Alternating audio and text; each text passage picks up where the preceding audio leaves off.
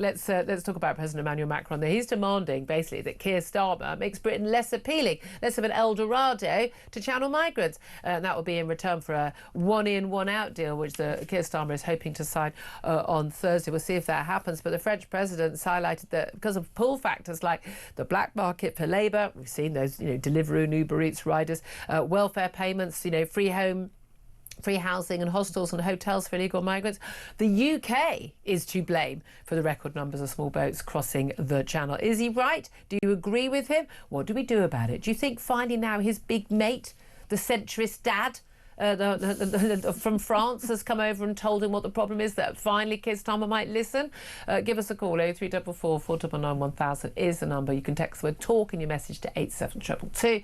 You can get in touch with us on X at TalkTV. Calls are charged at the national rate. Text cost one standard network rate message. I'd also love to hear your thoughts actually on that conversation about jury trials, which should be scrapped for it would be thousands of criminal cases, including things like assault, sexual assault, burglary, and to cut the court's backlog. But is that the answer? Imagine if you were falsely accused of a crime you did not commit and you don't get the chance to go to a jury trial. I have to say, a bit too big a risk for me, I would say. It's bound to happen. I'd love to hear your thoughts on that as well. 0344 499 1000. Also going to be talking about the Post Office inquiry. We had the first sort of volume one of a report into what has gone on with the Post Office Horizon scandal. And basically the campaigners, quite rightly I believe, said that the Post Office has blood on its hands after the public inquiry revealed that at least 13 people were driven to suicide, at least. Dozens more actually attempted suicide or considered suicide seriously. Many people lost their marriages, their homes, lives destroyed, became alcoholics, depressed, because they were falsely accused of wrongdoing. End of story. People need to go to prison for this. Also, we're going to be talking about the Southport attacks, because the Southport murders were the result of a wholesale and general failure to stop the killer, Axel Rudikabana, in the lead up to the attack. That is what another inquiry, which opened yesterday into the attacks, has found. Rudikabana's ability to access violent material, to buy knives online at a young age, as well as his capacity to leave home unsupervised to commit the massacre, were all cited as major factors in the failure. More on that in this hour too. So it's all light topics today, everybody. It's all just, flowers and gambolling lambs today. Claire Pearsall, there's a lot to get through there. Let's start with Macron again, though. We are finding ourselves in agreement with the French president, which is obviously troubling to all of us. Yeah. He says that, Starmer needs to make Britain less appealing, and it's kind of our fault, well, our politicians' fault, for the fact that migrants want to come here. 1 in 3 migrants illegally entering Europe want to come to Britain. And he's right, and it's very painful. And I think, as we said previously, I don't want to be lectured by the French, but I do think he's correct in this instance, that it is too attractive in the United Kingdom. There are too many things on offer, and other countries are a lot tougher on migrants crossing their borders. Yeah. So we do need to look at that. That's not to say that we need to go down the route of not having anybody, because we do take genuine asylum seekers in this country. We have a proud nation of rescuing people in need. However, we aren't maybe going not to be 1,000 a day.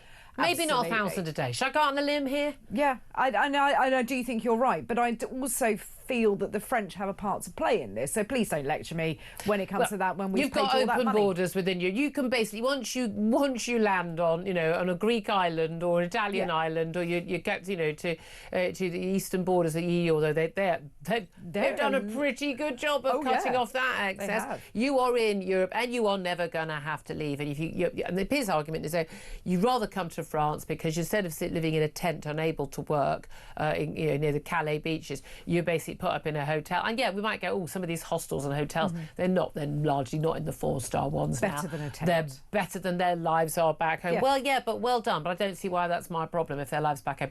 Maybe they should stay in the countries of origin and try and make those countries better, like people did in this country to make our country a better place and build our democracy and our economy. It didn't just happen. We weren't lucky. People in Britain built the rights and the life and the economy and the infrastructure that we've got here. It was Britons who did it. Not immigrants, it was Britons who did it. And I really, really, really think we should be more aware of that. But as I was putting to Steve Baker, former government minister, on this, if the idea that even Starmer would say we would do one in, one out, he's accepting these people aren't legitimate asylum seekers. Otherwise, he wouldn't ship them back to France, right? And then take apparently legitimate ones and all of their extended families, their second cousin once removed. But once you do that, then, well, why, if you can accept that they're not legitimate asylum seekers, why are you putting them in hostels and things? Why are you not putting them straight in prison?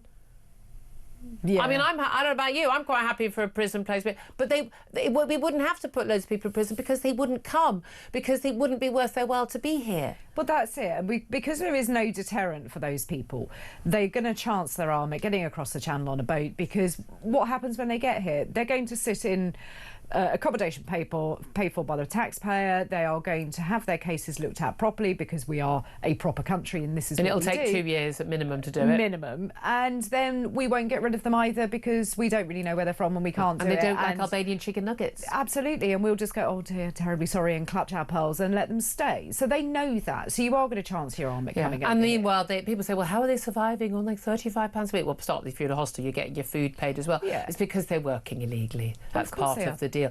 Oh, by the way, just some breaking news. We heard yesterday about the NHS resident doctor strike announced by the BMA. They have just announced. It just came off my screen. If someone could just shout in my ear the date they just said they've already announced some strike dates. So very interesting. Just coming on to that, interesting. The Health Secretary Wes Streeting, who happily said, oh no, have your 22% pay rise when they came into office last July, way above where other NHS workers were getting. But he'd warned resident doctors the public will not forgive them for striking. He said, and nor will I. Leaving aside the incorrect use of the word nor, neither will I is the correct use. I'm just saying, I did English A level, mate. You need to. I feel very strongly about the word nor not being used when it shouldn't be. Pedant's corner here, but there is really noticeable. It's really noticeable how much support for doctor strikes has gone down. Yeah. And it's very noticeable. And we saw, there were sort of well over sort of like 2/3 of people saying, yeah, fair enough. Last year, this year, it's down to about 30%. And part of that is about you got a big pay rise. They're now asking for 29%. They want to go back to where they were on inflation, to the real terms where they were in 2010. The reality is, the 25th. The first one will be 5-day strike from the 25th of July. Already. So we're talking in a couple of weeks' time. That is quite extraordinary if that is going to head so far. That is basically a shot across the bow for Wes Streeting. He said he's not going to give them that pay rise. What do you think? Good on him. Because I think that the Labour Party brought this upon themselves by offering all of the pay rises up front to all of the people that moaned about it. Absolutely. Anybody that said we've been dealt with badly, we need money, they got it. I think that pretty much all of us knew it wouldn't stop there and they would come back for more. I think some of us may have said it out loud and warned them. I think so. I think they did. And they would be right, because it's inevitable that it's never going to be enough, it's never going to be fair. And I think the general public are supportive to a degree. They like the work resident doctors do and they see that these people are qualified and they work hard. However, they also don't want a 2.5-year wait to be seen in a hospital by a consultant for the pain that they're in, wherever that may be, knee, hip, arm, whatever. So they don't want that. So they're not going to have that. But there's also a view that delays. I mean, again, there was always public sector workers. They had their pay freeze either zero or a pay freeze, or like a 1% increase, and it was it was very during the austerity years. Yeah. And welcome to the real world, the private sector, where, by the way, 80% of people in this country work, not in the public sector. You'd never guess that, would you, from the way people talk about the public sector all the time? Those people hadn't seen above inflation pay rises for about 5 years beforehand, and didn't over those periods either. Most people are not, if you're in the same job, most people are not on the same money they were in real terms they were in 2010 because of austerity, because then we had lockdown and the paying for all of that, and then we have the energy rises and massive inflation, 11% plus at one point. Again, even when you got inflation down now, we've still had that 11%. Yeah. Prices went up; they didn't come down again. They've carried on going up, but at a slower rate. And energy prices, absolutely. Every time I get my energy bill, I'm like, what on earth? I mean, we've barely, can everyone have shorter showers? We've barely turned the heating on. And it's just, I think everyone is feeling that, and they'll just say, well, we're all in that place. Here's the thing, though. we need more doctors. We need to recruit more. We need to train more. We need to keep the ones we've got in the NHS. Yeah. They are highly skilled. They are highly trained. There aren't that many of them. It's not like we're paying, 100,000 teachers. There's few of these people. Is there an argument that where there is a shortage and where people genuinely are saying I'm off, that we do pay them more? But where does that end, and how much is going to be enough? Because whichever figure that you and I, for example, would come up with wouldn't cut muster with the unions, and they will go back to their members and say, no, we think you should hold out. And I think that the unions need to learn that those resident doctors will either just leave the country anyway, so their membership will go down. So they won't that doesn't help us or our relatives if they're waiting for an appointment. It doesn't, but it doesn't. But it's interesting. There was a 90% support for the strike from the doctors, but only 55% turnout in the ballot. And actually, if you take in the people who didn't vote and the people who are not members of the BMA, largely because it's basically, communist student union politics now. I mean, there were more motions on Gaza at the last BMA conference than on, getting rid of waiting lists. I mean, that tells you something. I mean, it's like student union stuff now. That's what it is. But only basically a third of doctors have voted for this strike. I'm really, really annoyed with the doctors who are members of the BMA who didn't vote. I'm assuming if you didn't vote, you're not supporting the strike, because if you support the strike, you would have bothered to vote, right? Absolutely. If you're a member of the BMA and you didn't vote but you don't support the strike, thank you, because this is your fault, because you could have stopped this from happening. Yeah, they could have spoken also to their colleagues, because here we go again. So more people coming up to cancelled operations, cancelled appointments. People will die. We know because that. You're going to run into the season where it always gets busy in the winter. So you're going to have all of these backlogs from the summer into the winter. It's all going to get worse. The NHS is not the same organisation it was when it was set up, and it will never be that. Absolutely not. And people are treating it as if it's something we cannot touch, and we're going to sacred cow. And again, I love the fact that these doctors say, it's the NHS, it's the NHS. We mustn't privatise the NHS. And then they go and work in Canada or Australia or New Zealand, where they don't have an NHS like this. They have the similar system to many European countries, where it's an insurance system where miraculously everyone lives longer and gets cured quicker. I mean, really? Really? Let's talk about, look, where people did die, realistically. Post office, campaigners say the post office got blood on its hands after its public inquiry. Volume 1, so much more to come on this. But the Horizon IT scandal, at least 13 people were driven to suicide, dozens more contemplated or attempted suicides. People's lives are utterly devastated. The human cost to this was huge.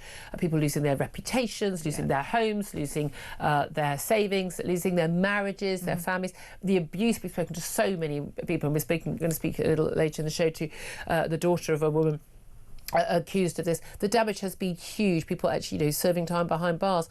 But also that was highlighted the abject, and it's not a failure because I think it's deliberate.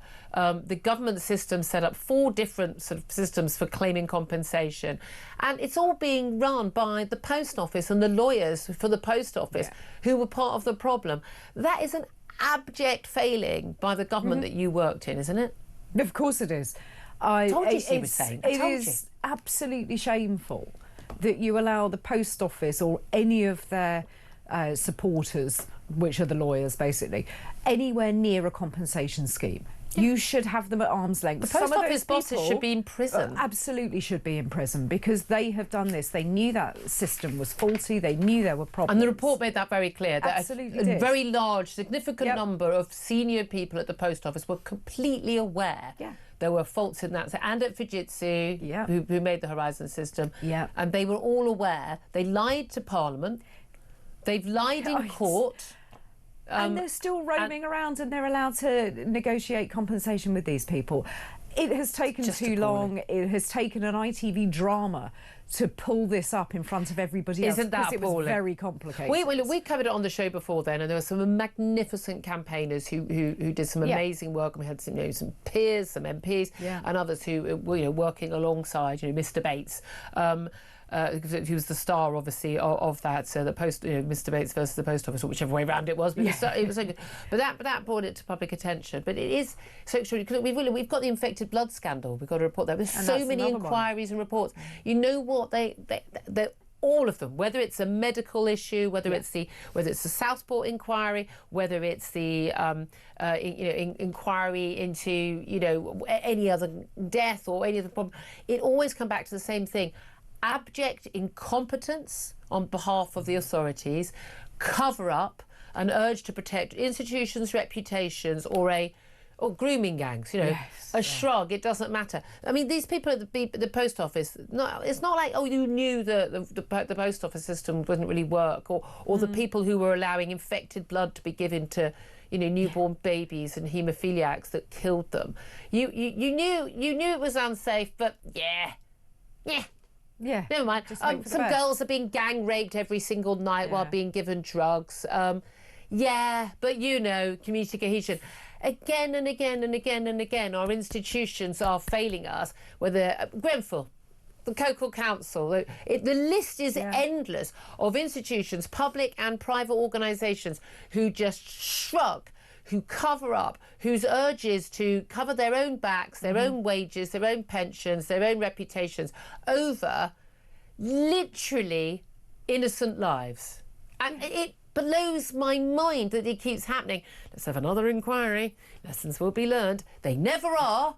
They never have been. No. And we've got to start putting some people in prison. Yeah. Seriously, double my taxes, build more prisons, and I want everybody involved in all these things in prison.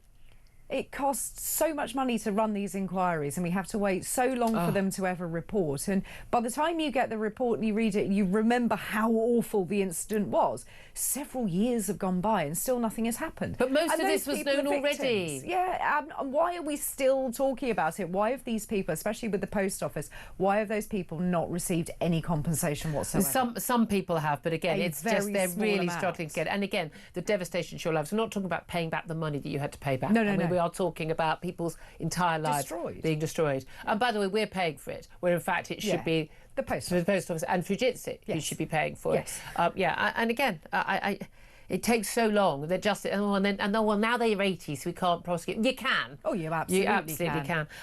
Talking of people living with the outcomes, the results of the consequences of their behaviour, Gregg Wallace finally been sacked by the BBC after a very lengthy inquiry and investigation into allegations by 13 women, including some big names like Kirsty Walk and others, claiming that he misconduct, inappropriate language, behaviour, touching, lascivious. Sorry, mate, we're not in an episode of The Mad Men in 1950s. Totally unacceptable behaviour that anyone would know. He is now being sacked. Another 50 people, we're told, pretty much all women, have come forward, say they've been groped. They've been touched. He's dropped his trousers, exposed himself to them and the like. He is facing a lot of criticism, obviously. So is the BBC, once again, for failing to act. Women repeatedly made complaints. He worked for 4 production companies. People were told, no, nothing action was taken. He says he's been treated for a heart attack. The stress of all this, he insists he's innocent. He says he's been found not, innocent of some of the most serious allegations. He's now got an autism diagnosis. Of course he has. Yes. And I'm sorry, but I don't care. I don't care what your diagnosis is, mate. I'm very much innocent until proven guilty. When allegations are made against somebody, when 50, 60 women come forward and say this was a pattern of behaviour, I think we have to be starting to think maybe there was some truth in this. But again, once again, the issue is the BBC failing to act when allegations are made and allowing somebody, because they're a big name, Jimmy Savile onwards, to get away with it. And they feel they can get away with it, so they do. And they feel they can. Because they do. Yes, and the deviant behaviour will continue. And you think that this is probably not the only case out there, it's just that we don't know about any others. The BBC are so bad at actually just dealing with something. They need to man up. They need to actually go ahead, believe some victims for a change. And why is it always women that are not believed? I don't know why you have to believe victims, because by definition people should be innocent until proven. But when enough people say the same thing, it's come up again and again. And I think that's also, kind of my point and again, with it. someone just saying, I'm just a bloke, I'm the cheeky chappy greengrocer. And obviously, I don't care whether you... but You're literally, if you're dropping your trousers, if you're deliberately exposing yourself to young women working on the team, if you're touching, there is no need at any point to be naked with people you work with. No. There is no need at any point to touch a young... Every man I know would go out their way, they'd be mortified, but like, I wouldn't go near a younger woman, because they would never want to put... Not just they wouldn't want to be accused of something, they wouldn't want to make a younger woman, especially a younger junior woman, feel that scared or intimidated and inappropriate. Uncomfortable. I mean, most men manage every single day not to drop their trousers at work, and they might still be thought of as being quite a good laugh in the pub. Exactly. You can But still not be Gregg Wallace. funny without dropping your trousers. I mean, you're not 3. I mean, how funny is his meat and two veg? I mean, clearly, I don't wish to see it. I don't but, I don't even want to see Gregg Wallace's face, let alone his meat and two veg. This is true. But also to then go on about an autism diagnosis. Well, really, does that lead you to behave in that way? But because also, I know autistic the argument, people again, who don't do this. People get very stressed when they're wrongly accused. And again, you know, it's not gone to trial, it's not been found guilty of anything. But at the end of the day, when 50, 60 people come forward and say very similar things, maybe there's a pattern of behaviour that needs to have been checked. And if someone did take him behind that, hey, Greg, you can't be doing this anymore. Yeah. You need to stop this now. And he didn't stop doing it. Then why was no other action taken? The young women were clearly expendable. Exactly. And I would have been the first one there if I was in management to say, right, you, here, don't behave in that manner. You know, you're such a big name. Really, Tough. I mean, with all due respect, you know, you're not, you know, you're not Sean Connery. I mean, you're presenting a Cooking sodding programme. cooking programme. But there we are.